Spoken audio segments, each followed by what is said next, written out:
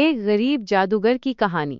رات دھند سے بھری ہوئی تھی جو سہون گاؤں کو ایک گھٹن زدہ خاموشی میں لپیٹے ہوئے تھی۔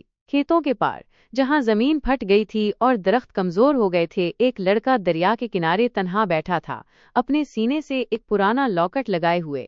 اس کا نام اذان تھا۔ صرف 12 سال کی عمر میں اس نے اتنی زیادہ موت دیکھی تھی جتنی کسی بچے کو نہیں دیکھنی چاہیے۔ اس کا باپ جو کمہار تھا، جب اذان 5 سال کا تھا تو پر اسرار حالات میں مر گیا۔ کچھ ہی عرصے بعد اس کی ماں شدید بیمار ہو گئی اور ایک یخ بستہ رات کو اس کے کان میں آخری باتیں سرگوشی کیں۔ میرے بستر کے نیچے والے صندوق کو کبھی مت کھولنا، اذان۔ کچھ دروازے ایک بار کھل جائیں تو کبھی بند نہیں ہوتے۔ 7 سال بعد بھی وہ صندوق اسے پکار رہا تھا۔ گاؤں والے اس سے نفرت کرتے تھے، وہ اسے چڑیل کا بیٹا کہتے، گلیوں میں اس پر تھوکتے اور ہر خشک سالی اور خراب فصل کا الزام اس پر دھرتے۔ وہ چھوٹے موٹے کام کر کے اور چھوٹے چھوٹے کرتب دکھا کر زندہ رہتا، پتوں کو الٹا پلٹ دینا، کان کے پیچھے سے سکٹے نکالنا، صرف اتنا کہ باسی روٹی خرید سکے۔ لیکن اس کے دل کے کسی کونے میں ایک سرگوشی تھی جو کہتی تھی کہ اسے اس سے زیادہ کے لیے بنایا گیا ہے۔ صندوق چاندنی میں چرچراتا ہوا کھل گیا۔ اندر ایک ہی چیز رکھی تھی، ایک قدیم چرمی کتاب جس کا تالا ایک آنکھ کی شکل کا تھا۔ اذان نے جیسے ہی اسے چھوا، تالا خود بخود کھل گیا۔ تمہیں یہاں نہیں ہونا چاہیے، ایک کھردری آواز اس کے ذہن میں گونجی۔ اذان پیچھے ہٹا اور اپنے کان پکڑ لیے۔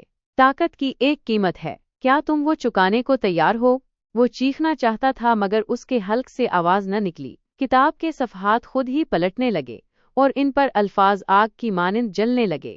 پہلا سبق، ہوا کو بلانے کے لیے اس کا نام لو۔ اذان کے دل کی دھڑکن تیز ہو گئی۔ اس نے سرگوشی کی، ہوا۔ چراغ کا شعلہ تیزی سے لرزا اور پھر بجھ گیا۔ ایک تیز جھونکا اس کی جھونپڑی میں آیا، اس کے قلیل سامان کو بکھیرتے ہوئے۔ برسوں بعد پہلی بار اذان کو زندگی محسوس ہوئی، مگر باہر ایک بوڑھی بھکارن کھڑکی سے جھانک رہی تھی۔ اس کی دھندلی آنکھیں پھیل گئیں۔ یہ شروع ہو گیا ہے، منحوس جادوگر پھر اٹھا ہے۔ اگلی صبح سورج کی کرنیں بادلوں کی ہلکی تہ کو چیرتی ہوئی گاؤں کے چوک پر پڑیں، لیکن جب اذان وہاں سے گزرا تو سب کی باتیں تھم گئیں۔ وہی چڑیل کا بیٹا، ایک بوڑھا آدمی بڑبڑایا، اسے سردار نے ابھی تک نکالا کیوں نہیں؟ ایک عورت نے کراہ کر کہا۔ اذان نے سر جھکا لیا، اس کا پیٹ خالی تھا، مگر اس کے پاس روٹی خریدنے کا سکہ بھی نہ تھا۔ اس نے اپنی پرانی چادر کو سختی سے لپیٹا اور نانبائی کی دکان کے پاس رکا۔ براہ کرم، وہ آہستہ بولا، کیا میں ایک چھوٹی روٹی لے سکتا ہوں؟ میں اس کے بدلے کام کر لوں گا۔ نانبائی نے، جو ایک موٹا سا آدمی تھا، حقارت سے دیکھا۔ کام؟ تم؟ ایک گندا لڑکا میری دکان پر کیا کرے گا؟ میں منحوس نہیں ہوں، اذان نے کہنا شروع کیا، مگر بات پوری نہ ہوئی۔ ایک کھردری ہاتھ نے اسے زمین پر گرا دیا۔ اس نے اوپر دیکھا تو حمید، سردار کا بیٹا، کھڑا مسکرا رہا تھا۔ پھر تم آ گئے، حمید نے کہا۔ میں نے کہا تھا کہ بازار کے پاس نہ آنا، مجھے بس روٹی چاہیے تھی۔ حمید نے اس کی چادر کو پکڑ کر زور سے کھینچا۔ شاید اگر میں تمہاری انگلیاں توڑ دوں تو تم دوبارہ کتے کی طرح بھیک مانگنا چھوڑ دو گے۔ اذان کا دل زور سے دھڑکا، اس کے سینے میں لاکٹ گرم ہو گیا۔ کہو لفظ، چھوٹے جادوگر، ہوا کو بلاؤ۔ وہ کسی کو نقصان نہیں پہنچانا چاہتا تھا، مگر جیسے ہی حمید نے ہاتھ اٹھایا، اذان کے دل میں ایک طوفان سا اٹھا۔ اس نے سرگوشی کی۔ ایک جھونکا بازار میں گونج اٹھا، ٹوکریاں الٹ گئیں، پھل بکھر گئے، مرغیاں شور مچاتی ہوئیں ادھر ادھر دوڑنے لگیں۔ حمید کی آنکھیں خوف سے پھیل گئیں جب ہوا نے اسے چاروں طرف سے جکڑ لیا۔ یہ کیا ہے؟ حمید چیخا۔ گاؤں والے دہل گئے۔ کالا جادو، یہ منحوس ہے، اسے مار دو اس سے پہلے کہ یہ ہم سب پر جادو کرے۔ اذان کا پیٹ بیٹھ گیا۔ اس نے ایسا نہیں چاہا تھا، مگر نقصان ہو چکا تھا۔ شام کو اذان جنگل کے کنارے بھاگا، اس کے کپڑے پھٹے ہوئے اور گھٹنوں پر خراشیں تھیں۔ کیا تم چاہتے ہو کہ لوگ تمہارے سامنے جھکیں یا ایک کیڑے کی طرح رینگتے رہو؟ کتاب کی آواز پھر سے آئی۔ مجھے چھوڑ دو، اذان نے چیخ کر کہا۔ ہوا نے پتیوں کو ہلایا۔ تمہیں جنگل میں چیخنا نہیں چاہیے، ایک ٹھنڈی آواز آئی۔ اذان مڑا تو ایک لڑکی کو دیکھا جو اس کی عمر کی لگتی تھی، بھوری آنکھیں، کندھے پر شکار کا کمان۔ تم کون ہو؟ اذان نے پوچھا۔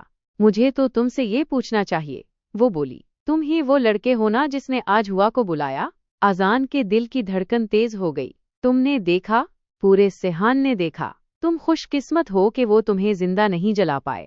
زویہ اس کا نام تھا، वो उसे एक पुराने सुनसान मकान में ले गई। वहाँ एक झुर्रियों वाला बूढ़ा आदमी बैठा था, जिसका चेहरा जला हुआ था।